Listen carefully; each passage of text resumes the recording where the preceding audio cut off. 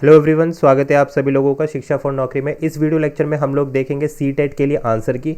यहाँ मेरे सामने रिस्पॉन्स शीट है और ये रिस्पॉन्स शीट है 16 दिसंबर की, यानी कि 16 दिसंबर 2021 में जो पेपर हुआ है सीटेट का, उसके आंसर की को डिस्कस करेंगे।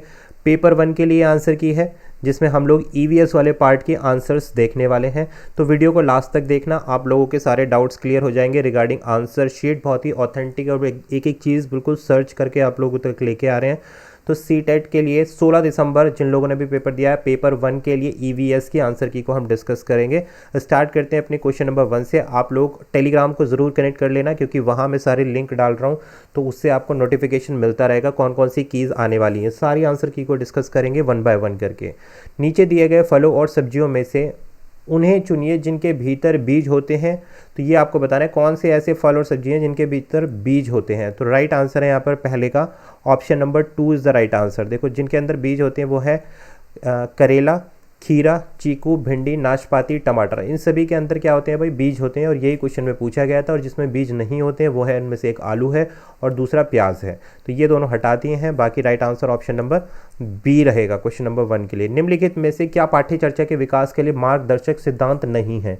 देखो यहाँ पर नोट लगा दिया है। जो मार्गदर्शक सिद्धांत नहीं है किसके डेवलपमेंट में? कैरिकुलम के डेवलपमेंट के बारे में पूछा गया है। तो राइट आंसर है ऑप्शन नंबर 2, परीक्षा को आसान बनाना। देखो ये एक मार्गदर्शक सिद्धांत नहीं है। कैरिकुलम कभी भी किसी भी एग्ज़ाम को टफ या हार्ड करने के लिए नहीं होता। कैरिकुलम होता है कि जिससे बच्चा लर्न कर सके। ज़रूरी नहीं है कि पाठ्य पुस्तकों तक सीमित रहे, ऐसा नहीं है। पाठ्य चर्चा, क्योंकि ये पाठ्य पुस्तकों तक सीमित नहीं रहना, विद्यालय ज्ञान को बाहर लेके जाना है। सुनिश्चित करना है कि भाई रटंत विधियों से अलग हो जाए विद्यार्थी की। रटने की जो विधियां हैं, मेथड्स हैं, उनका प्रयोग ना करे। तो ये सारे के सारे क्या है? एक सिद्धांत है। जो सिद्धांत नहीं है वो है option number 2। Next question number आता है 3rd। भूषण अपनी कक्षा 2 की भाषा की कक्षा में उसका थीम क्या है? यात्रा एक थीम है, यानी कि ट्रैवल एक थीम है। कक्षा 2 की बात हो रही है और भाषा की कक्षा यानी कि लैंग्वेज की क्लास है को एकीकृत करना चाहते हैं। आप किस संसाधन का सुझाव देंगे जो कक्षा में संपादन के लिए सबसे उपयुक्त हो? यानी कि आप कौन सा रिसोर्स का इस्तेमाल करेंगे जिससे कि जो थीम है यात्रा, यानी कि जो ट्रैवल वाला थीम है कक्षा 2 के लिए, वो फुलफिल हो सके एज ए टीचर। यातायात के साधनों पर मॉडल बनाने के लिए कहेंगे बच्चों से, यात्रा पर कविता लिखने के लिए कहेंगे, यात्रा पर दृश्य श्रव्य क्लिप देखेंगे, या फिर बच्चों के यातायात पर अपने अनुभव शेयर करने के लिए कहेंगे बच्चों से। तो 3rd के लिए राइट आंसर ऑप्शन नंबर 4, ये बिल्कुल करेक्ट आंसर है। आप बच्चों से कहेंगे कि वो जो उन्होंने ट्रैवल किया है वो अपने अनुभव को साझा करें, अनुभव को शेयर करें। ठीक है, तो option number 4 is the right answer. ये सबसे अच्छा रिसोर्स है लर्निंग के लिए। नेक्स्ट आता है क्वेश्चन नंबर 4। ईवीएस शिक्षक अपने विद्यार्थियों को पड़ोस में इस्तेमाल होने वाली विभिन्न ईंधनों पर सर्वेक्षण करने को कहता है। इस सर्वेक्षण के संचालन के दौरान निम्नलिखित में से कौन सी प्रक्रिया कौशल विकसित की जा सकती है? तो देखो ईवीएस की एक क्लास है जिसमें ईंधन, आपके पड़ोस में जो ईंधन इस्तेमाल होने वाले विभिन्न ईंधनों पर एक सर्वेक्षण करने के लिए देता है टीचर। तो इस सर्वेक्षण के संचालन के दौरान, ड्यूरिंग द प्रोसेस ऑफ सर्वेक्षण, या फिर आप बोल सकते हैं जो सर्वे किया जा रहा है, तो इसमें कौन सी आपकी प्रक्रिया कौशल, कौन सी प्रोसेस स्किल डेवलप हो रही है? रिकॉर्डिंग और सुनने का कौशल हो रहा है, समालोचन चिंतन यानी कि गहन चिंतन हो रहा है, पूर्व अनुमान और रिपोर्टिंग कौशल हो रहा है, या फिर परिकल्पना बनाना यानी कि हाइपोथेसिस। तो राइट आंसर क्वेश्चन नंबर 4 के लिए option number A is the right answer. तो देखो आप क्या कर रहे हो, किसकी बात हो रही है? सर्वेक्षण, यानी कि आप सर्वे कर रहे हैं। किस चीज़ का सर्वे कर रहे हैं भाई? सर्वे हो रहा है ईंधन का, कि जो विभिन्न प्रकार के ईंधन प्रयोग हो रहे हैं इनका सर्वे चल रहा है। तो उसमें रिकॉर्डिंग वाली प्रक्रिया चल रही है जिसको अभिलेखन भी कह रहे हैं, और जो सर्वेक्षण के दौरान सुनने का जो कौशल है वो भी विकसित हो रहा है कि क्या क्या चीज़ें इस्तेमाल हो रही हैं, उन पर भी आप ध्यान दे रहे हैं। तो option number A is the right answer. Next question number 5। अब ये एक डायरेक्शन से रिलेटेड क्वेश्चन दिया गया है। तो यहाँ पर क्वेश्चन नंबर 5 में बोलता है कि आपका घर एक्स जगह पर स्थित है, यहाँ स्थित है, और आपका विद्यालय वाई जगह पर स्थित है। ये लेकिन आपके एक्स, सपोज ये एक्स है और ये इधर हो गया वाई, और इसके बीच में क्या जा रहा है कि भाई कोई ट्रैफिक जाम है, तो आप डायरेक्टली नहीं जा सकते हैं। तो ये बोल रहा है कि पहले आप उत्तर में चलेंगे, एक्स डायरेक्शन से 100 मीटर उत्तर में चलेंगे, फिर आप क्या करेंगे 75 मीटर जो है इस डायरेक्शन में चलेंगे, फिर दोबारा से 100 मीटर आप इधर की तरफ आएंगे। दक्षिण दिशा में आएंगे। तो आप देखो यहाँ से इस तरीके से कर सकते हैं, ये नॉर्थ हो गया, ठीक है भाई, नॉर्थ साउथ ईस्ट वेस्ट। तो इसके रेस्पेक्ट में आप इसको बनाएंगे तो क्या होगा भाई, आप यहाँ से चले कितना 100, फिर इधर आप चले वेस्ट की तरफ 75, फिर आप इधर वापस आ गए 100। तो अब आप पूछ रहे हैं कि आप यहाँ आ गए, ये है आपका स्कूल वाई, और सपोज आपकी लोकेशन यहाँ थी, तो वाई जो है एक्स के सापेक्ष में किधर है, तो भाई ईस्ट में है। और कितनी डायरेक्शन पर है, 75 मीटर दूरी पर ईस्ट पर है जो स्कूल वाई है आपकी प्रारंभ की दूरी से। तो राइट आंसर क्या रहेगा यहाँ पर, ऑप्शन नंबर 4 रहेगा।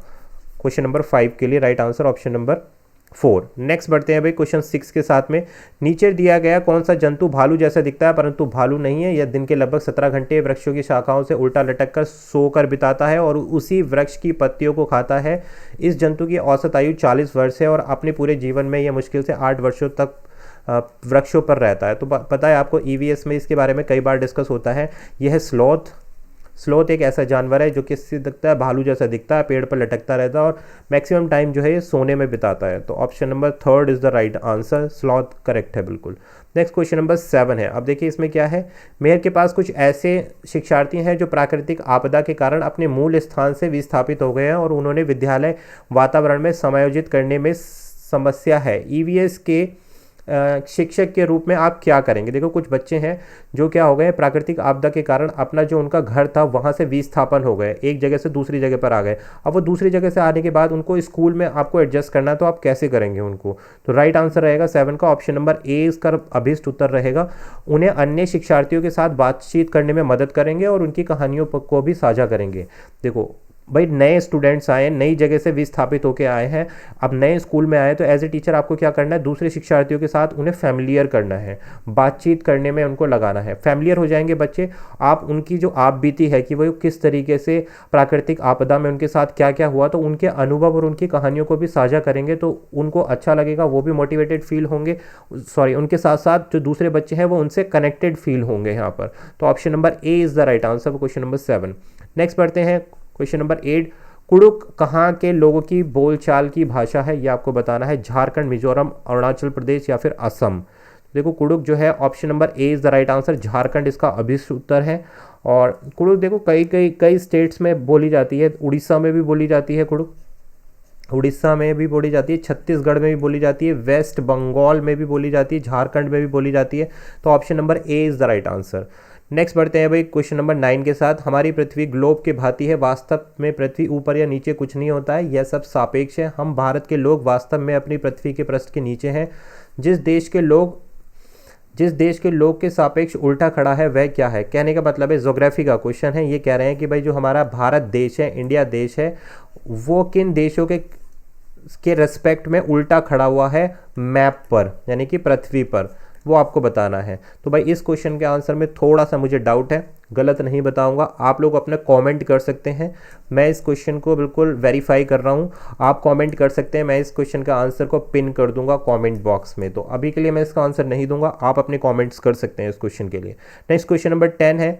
अपने खेतों से अधिक उपज प्राप्त करने के लिए कोई किसान ज़्यादा उर्वरकों का और कीटनाशकों का उपयोग करता है और खेतों में बार बार धान की फसल उगा रहा है। उसका यह व्यवहार उसके खेतों की मृदा को, क्या है भाई, एक फार्मर है, वो क्या कर रहा है, बार बार धान की फसल उगा रहा है और उर्वरक यानी कि फर्टिलाइजर्स का ज़्यादा इस्तेमाल कर रहा है, कीटनाशक का ज़्यादा इस्तेमाल कर रहा है। तो इस वजह से उसकी जो सॉइल है उस पर क्या प्रभाव पड़ेगा, ये बताना है हमें।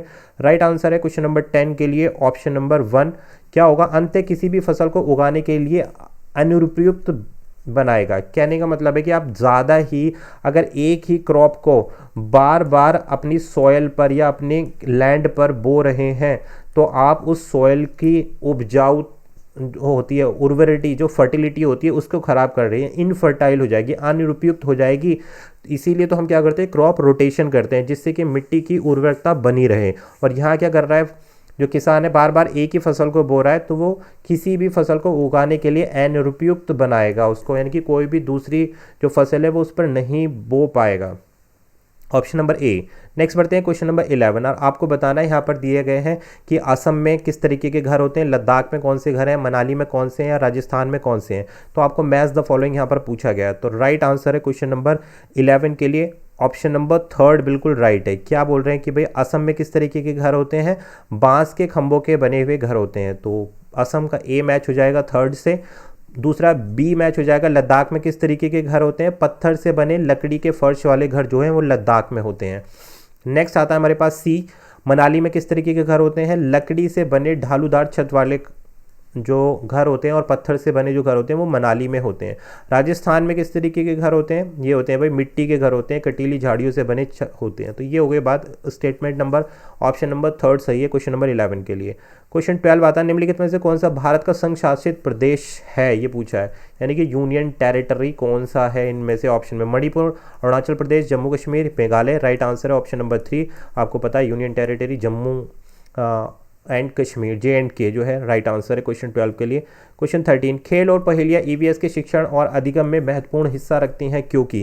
राइट आंसर है क्वेश्चन नंबर 13 के लिए ऑप्शन नंबर 3। वे शिक्षार्थियों को और अपने आप पैटर्न खोजने में मदद करती हैं या अपने आप पैटर्न खोजने को देती हैं। कहने का मतलब है खेल और पहेलियाँ जो होती हैं वो स्टूडेंट के लिए क्या होती हैं कि भाई खेल से और पहेलियों से स्टूडेंट अपने आप बहुत सारी चीज़ लर्न करते हैं, रीजनिंग बढ़ती है, रीजनिंग पावर, तर्क शक्ति बढ़ती है, वही यहाँ पर बोला गया है।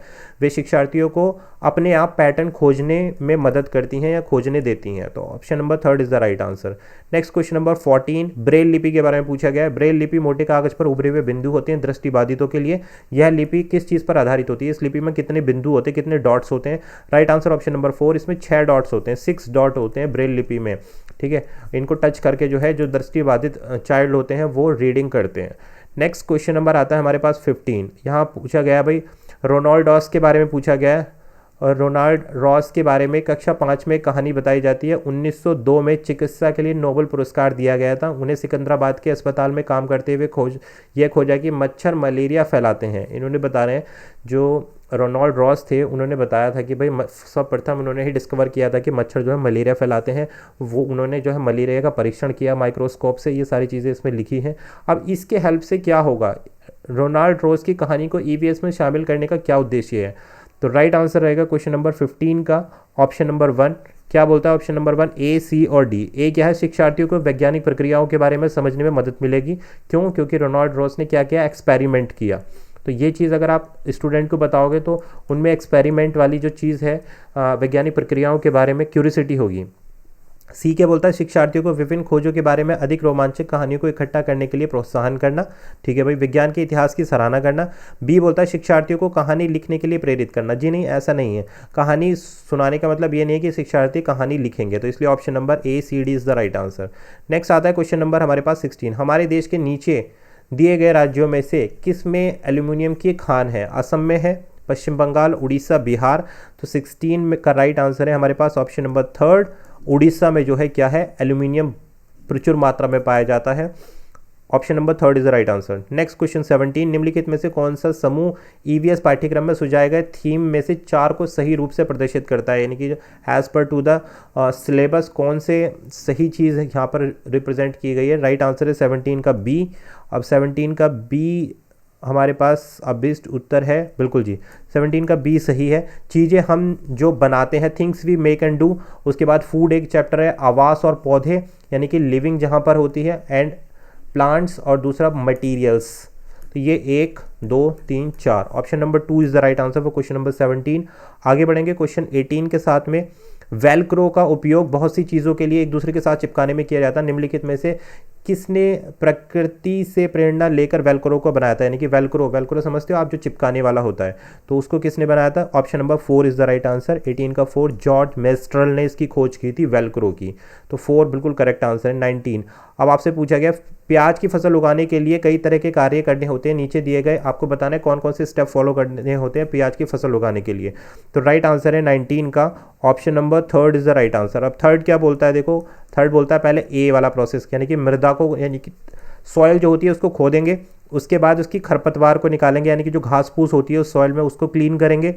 तीसरा स्टेप हमारे पास है आप बीज को बोएंगे, जो भी प्याज का बीज है, और उसके बाद चौथा स्टेप आएगा प्याज के ऊपर की सूखी पत्तियों को काटेंगे, और लास्ट स्टेप आता है प्याज को उखाड़ कर निकालेंगे, क्योंकि अंडरग्राउंड होती है प्याज, मिट्टी के भीतर होती है, अंदर होती है। तो option number 3 is the right answer. Next question number 20, सीखने के लिए निरंतर आकलन के आवश्यक तत्व क्या हैं। सीखने के लिए, यानी कि learning for, assessment for learning, ये है हमारे पास यहाँ पे फॉर दिया गया है। तो इसके आवश्यक तत्व क्या क्या हैं ये आपको बताना है। तो राइट आंसर ऑप्शन नंबर है बी और सी। बी और सी क्या बोलते हैं, इससे सीखने की स्थिति में निहित किया जाता है। सी क्या बोलता है, ये शिक्षकों को उनकी शिक्षण अधिगम विधि को समायोजित करने की गुंजाइश प्रदान करती है। और डी क्या, देखो ये दोनों सही है इसलिए हमने इसको मार्क किया है, ये आवश्यक तत्व है।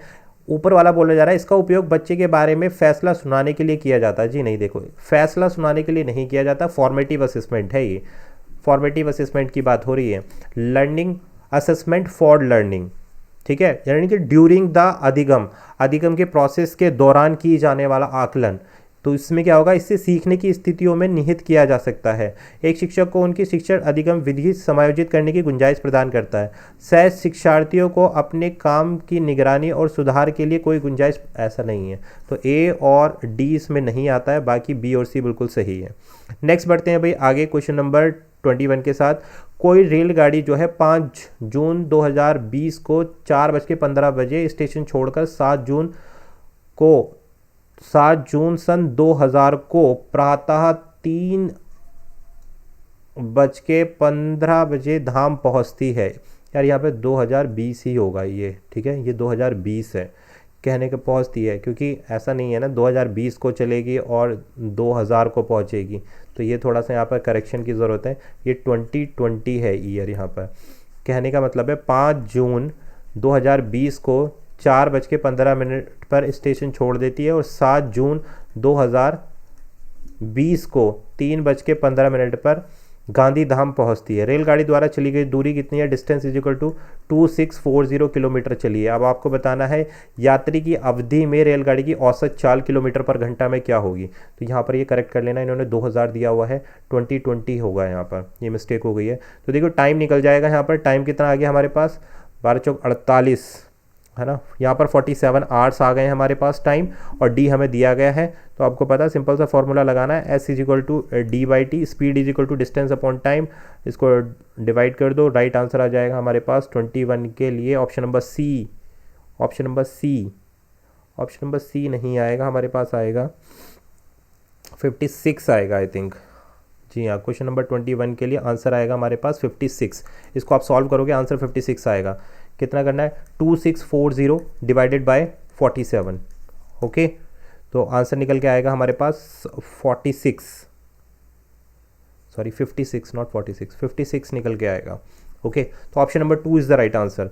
आगे बढ़ते हैं भाई, क्वेश्चन नंबर 22 के साथ आते हैं। शिक्षार्थियों के पोर्टफोलियो बनाने के लिए अच्छे तरीके क्या हैं, ये आपको बताना है कि क्या अच्छे तरीके हैं पोर्टफोलियो बनाने के लिए शिक्षार्थियों के। एक विशिष्ट कारण के आधार पर पोर्टफोलियो में शामिल किए जाने वाले काम का चयन करना, जी नहीं, ऐसा नहीं होता। तो राइट आंसर मैं बता देता हूं आपको, 22 का जो करेक्ट आंसर है that is option number 4। Option 4 क्या बोलता है, ए एंड डी दोनों बोलता है। ए क्या है, सही है, सही है, हाँ बिल्कुल जी, ए बिल्कुल इसमें निहित रहेगा, डी भी इसमें निहित रहेगा। जो निहित नहीं रहेगा वो है बी, और डी इसमें निहित नहीं होगा। क्या कह रहे हैं कि भाई एक समय अवधि में शिक्षार्थियों के कामों के विभिन्न स्तरों को इकट्ठा करना। पोर्टफोलियो में क्या होता है, बच्चे की सारी एक्टिविटी का रिकॉर्ड्स लगाया जाता है, तो भाई ये आएगा इसमें। एक विशिष्ट कारण के आधार पर पोर्टफोलियो में शामिल किए जाने वाले काम का चयन किया जाता है, सही है। शिक्षार्थियों के काम की सभी वस्तुओं का चयन करना, जी नहीं, यहाँ ऑब्जेक्ट का कोई काम नहीं है। शिक्षार्थियों से अपने काम का चयन करना और उसको अपने पोर्टफोलियो में शामिल करवाना, वो नहीं करेगा, आपको करना है, एज ए टीचर आपको करना है, शिक्षा स्टूडेंट को नहीं करना। तो ए और डी इसका राइट आंसर। नेक्स्ट बढ़ते हैं क्वेश्चन नंबर 23। कुणाल ने कपड़ों के बंदेज की रंगाई पर कार्यशाला करने के लिए अपने विद्यालय के एक स्थानीय कारीगर को आमंत्रित किया है। स्थानीय कारीगर को आमंत्रित करने के उद्देश्य निम्नलिखित में से इसके क्या अतिरिक्त होगा। कहने का मतलब है एक वर्कशॉप लगाई गई है क्लास में जिसमें रंगाई का काम बच्चों को दिखाया जा रहा है। तो ये ईवीएस की क्लास में ऐसा क्यों किया जा रहा है, बस ये आपसे क्वेश्चन पूछा गया है। तो 23 के लिए राइट आंसर आएगा ऑप्शन नंबर 4 कि टाई और डाई को हाथ से करने के अनुभव प्रदान करना है। देखो वर्कशॉप का मतलब क्या होता है, जो स्टूडेंट है वो ये सीखेंगे लर्निंग बाय डूइंग से, लर्निंग बाय डूइंग, हाथ से अनुभव करके सीखेंगे कि किस तरह से रंगाई, टाई और डाई किया जाता है। तो इसलिए वर्कशॉप का अरेंजमेंट ईवीएस में कराया गया था जिससे बच्चे स्वयं से करके सीख सकें। नेक्स्ट क्वेश्चन नंबर आता है हमारे पास 24। आरोही ने अपने शिक्षार्थियों को अपनी कक्षा का मानचित्र खींचने को कहा। यह क्रियाकलाप विकास करने में सहायक करेगा। कहने का मतलब है टीचर है, टीचर ने स्टूडेंट से कहा कि आप मानचित्र को बनाएं, यानी कि मैप को बनाएं। अब मैप बनाने से किस चीज़, क्या नॉलेज मिलेगी बच्चों से, ये बना पूछा जा रहा है। पूर्वानुमान और गणना करने की कौशल, जी नहीं। अभिविन्यास और सापेक्ष स्थिति की समझ, बिल्कुल सही। भूदृश्य को खींचने का कौशल, जी नहीं। आंकड़ों का अभिलेखन, देखो यहाँ पर रिकॉर्ड्स नहीं बनाए जाते हैं। सापेक्ष स्थिति की समझ, मैप क्या होता है, मैप क्या होता है, पोजीशन को समझाता है, पोजीशन को समझाता है। जैसे अभी हमने क्वेश्चन किया था, है ना, एक पॉइंट दूसरे पॉइंट से कितनी दूरी पर और कहाँ स्थित है। तो सापेक्ष स्थिति की समझ होती है किससे, मैप को खींचने से। तो option number 2 is the right answer. Next बढ़ते हैं 25। ईवीएस में शिक्षार्थियों के आकलन करते समय बचना होगा, यानी कि आकलन करते समय, असेसमेंट करते समय किन चीज़ों का ध्यान रखना होगा, किस चीज़ से हमें बचना होगा, ये हमें इस आंसर में बताना है। तो राइट आंसर है यहाँ पर आकलन के आधार के रूप में समूह का उपयोग करने से। ठीक है, option number 4 is the right answer. Next पढ़ते हैं भाई क्वेश्चन नंबर 26। बिहार के लोगों के लिए मधुमक्खी पालन प्रारंभ करने की सबसे अच्छी अवधि क्या है, यानी कि बी कीपिंग जो है अक्टूबर से दिसंबर मंथ में की जाती है। ये बिल्कुल सटीक आंसर। नेक्स्ट क्वेश्चन नंबर आता है 27। ईवीएस कक्षा में शिक्षार्थी पड़ोस के एक भिखारी लड़के के बारे में अपने अवलोकन को साझा करती है और जानना चाहती है कि उसके माता पिता उसे स्कूल क्यों नहीं भेजते।